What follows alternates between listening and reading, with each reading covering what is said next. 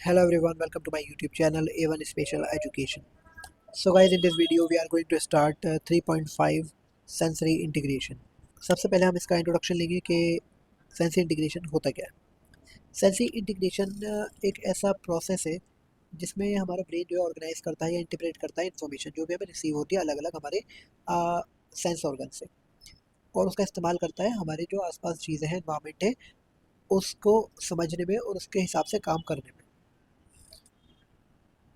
So guys, अब हम बात करेंगे इंपॉर्टेंस ऑफ सेंसरी इंटीग्रेशन की, कि सेंसरी इंटीग्रेशन का इंपॉर्टेंस होता क्या है। तो सबसे पहले इंपॉर्टेंस है हमारा एनहेंस परसेप्शन।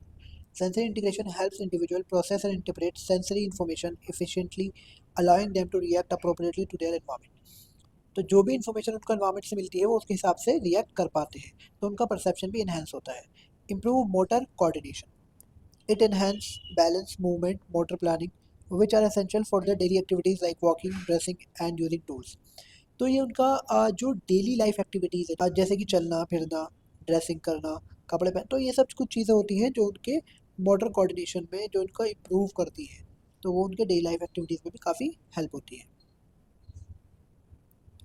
अब बात करेंगे हम थर्ड इम्पॉर्टेंस की, जो है आपका डेवलपमेंट ऑफ अदर सेंसेस।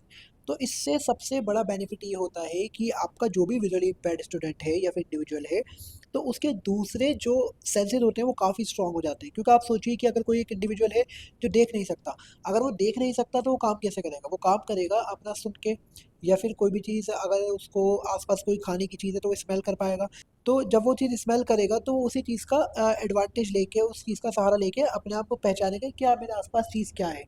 तो उसके जो दूसरे सेंसेस होते हैं वो काफ़ी स्ट्रॉन्ग हो जाते हैं। सो फोर्थ इंपॉर्टेंस इसका cognitive growth. Proper sensory integration aids in learning memory and problem solving skill, helping individual grasp new concept more easily.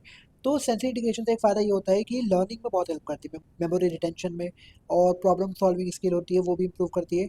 तो जो भी नया कॉन्सेप्ट उन्हें सीखना हो तो उसमें भी काफ़ी हेल्प हो जाती है। फिफ्थ पॉइंट है हमारा इमोशनल एंड सोशल डेवलपमेंट। तो अगर सेंसरी इंटीग्रेशन वेल डेवलप्ड होगा इंडिविजुअल का, तो काफ़ी सिक्योर फील करता है, वो इंडिविजुअली कॉन्फिडेंट फील करता है, क्योंकि उसे लगता है कि उसे ज़्यादा ज़रूरत नहीं है किसी की। क्योंकि अगर कोई इंडिविजुअल देख नहीं सकता तो उसको थोड़ी हेल्प लगती है दूसरे लोगों की। लेकिन अगर वो अपने काम खुद से कर पाएगा, किस वजह से? अगर उसका सेंसरी इंटीग्रेशन वेल डेवलप्ड है, उसके दूसरे सेंस वेल डेवलप्ड है, तो उसको कम हेल्प लगेगी किसी भी दूसरे इंडिविजुअल की। तो वो सोसाइटी में सिक्योर फील करेगा और एंजाइटी और फ्रस्ट्रेशन से दूर रहेगा। तो आगे बढ़ते हैं हम। अब है हमारी टेक्निक्स फॉर सेंसरी इंटीग्रेशन। तो इसकी कुछ टेक्निक्स क्या हैं जिससे हम ये सीख सकते हैं या सिखा सकते हैं बच्चों को। सबसे पहले आती है मल्टी सेंसरी लर्निंग। अब जब बच्चों को आप सिखाओ तो आप टच के थ्रू, साउंड के थ्रू, मूवमेंट के थ्रू, तो जो भी विजुअली इम्पेयर्ड स्टूडेंट है आप उसको मल्टी सेंसरी लर्निंग कराओ। आप उसको सिर्फ एक ही सेंस के थ्रू मत सिखाओ, आप उसको अलग अलग सेंस के थ्रू मल्टी सेंस का इस्तेमाल करके उसको लर्निंग कराओ। सेकेंड है आपका tactile stimulation using textured material like Braille. आप क्या कर सकते हो, आप टेक्सचर्ड मटेरियल का इस्तेमाल कर सकते हो, जैसे कि आपका ब्रेल हो गई, टेक्टाइल मैप्स हो गए, अलग अलग चीज़ें हो गई, तो आप उसका इस्तेमाल करके उनको सिखा भी सकते हो। थर्ड है आपका auditory learning. Localization and echolocation improve listening skill and environmental awareness. अब आपका ऑडिटरी ट्रेनिंग बहुत इंपॉर्टेंट होती है इसमें, क्योंकि आपका एक वर्ड होता है लोकलाइजेशन एंड इकोलोकेशन। सबसे पहले हम समझते हैं ये होते क्या है। लोकलाइजेशन होता है कि हम समझ पाएँ कि आवाज़ किस तरफ से आ रही है। फॉर एग्जांपल, अगर आप रोड पे चल रहे हो और आपके पीछे से कार आ रही है, उसके हॉर्न की आपको आवाज़ आई और आपको समझ आता है कि आपके कार पीछे से आ रही है, और उसकी डायरेक्शन का पता करना, वो आपका लोकलाइजेशन कहलाता है। तो जब आप बच्चों की ट्रेनिंग कराओ तो इस हिसाब से कराओ कि अगर वो देख नहीं सकता तो आप अलग अलग जगह से उनको आवाज़ लगा के, या अलग अलग जगह से उनको किसी भी चीज़ की आवाज़ से आप उनसे पूछें कि अब वो आवाज़ कहाँ से आ रही है। तो उनकी ट्रेनिंग इस प्रकार होनी चाहिए। तो एक चीज़ होती है आपका इकोलोकेशन। इकोलोकेशन होता है आपका कि अगर एक रूम आप देखो, खाली रूम है, तो उसमें आपको पलट के आवाज़ आएगी।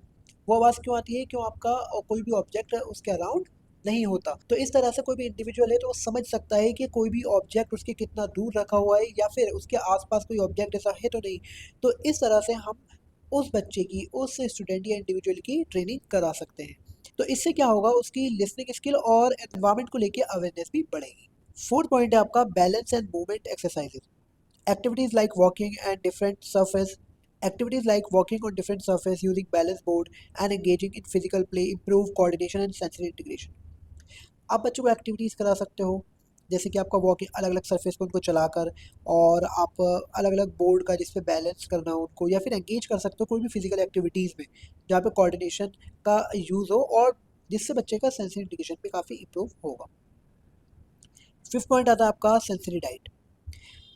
A structured routine on sensory activities help individual process and respond to sensory information more effectively। तो एक स्ट्रक्चर्ड रूटीन अगर होगा सेंसरी एक्टिविटीज़ का, तो वो काफ़ी हेल्प करेगा उसके सेंसरी इंटीग्रेशन को इम्प्रूव करने में, और वो मोर इफेक्टिवली, ज़्यादा इफेक्टिवली उसको इस्तेमाल कर पाएगा।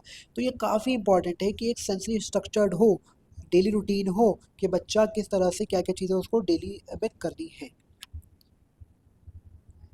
अब लास्ट में पढ़ेंगे कंक्लूजन, कि फॉर एग्जांपल आपका एग्ज़ाम आता है और इसमें कुछ इस तरह के क्वेश्चन आते हैं, तो आपको क्या करना है कि आप इसमें इस तरह के इंपॉर्टेंस उसके लिख के आ सकते हो, आप उसके लिख के आ सकते हो कि एक्टिविटीज़ क्या क्या करा सकते हो, और साथ में लास्ट में अगर कंक्लूजन आप लिख के आओगे तो काफ़ी इफेक्टिव लगेगा, काफ़ी अच्छा लगेगा एग्जाम में भी। तो इसलिए मैंने इसमें साथ में लास्ट में कंक्लूजन दिया है। तो हम इसको पढ़ते हैं। Sensory integration is crucial for individuals with visual impairment as it helps them compensate for their lack of vision by enhancing other senses। तो जैसे कि मैंने आपको पहले बताया, सेंसरी इंटीग्रेशन बहुत अहम होता है, जो इंसान, जो इंडिविजुअल देख नहीं सकता है, क्योंकि वो जो चीज़ उनकी खो गई है, जो उनको देख नहीं सकते हैं, जो उनकी सेंसरी, जो उनका सेंस खो चुका है, उसको कंपेंसेट करने में वो मदद करता है। प्रॉपर टेक्निक और ट्रेनिंग आप यूज़ कर सकते हैं उनको, उनके इंडिपेंडेंस बढ़ाने में, उनकी मोबिलिटी बढ़ाने में, ताकि वो इंडिविजुअली अपने सारे काम कर सके। जैसे कि मैंने आपको कुछ टेक्निक्स बताई, ट्रेनिंग बताई, उसका इस्तेमाल हम कर सकते हैं। सो गाइज, यहाँ पर आपकी 3.5 खत्म होती है। आई होप आपको अच्छे से समझ आया होगा, और इस तरह आप एग्जाम में लिखकर आ भी सकते हैं। सो अगर आपको ये वीडियो बेनिफिशियल लगी हो तो आप आगे भी स्टूडेंट्स के साथ शेयर करें और चैनल को सब्सक्राइब करें। थैंक यू सो मच, मिलते हैं आपसे अगली वीडियो में।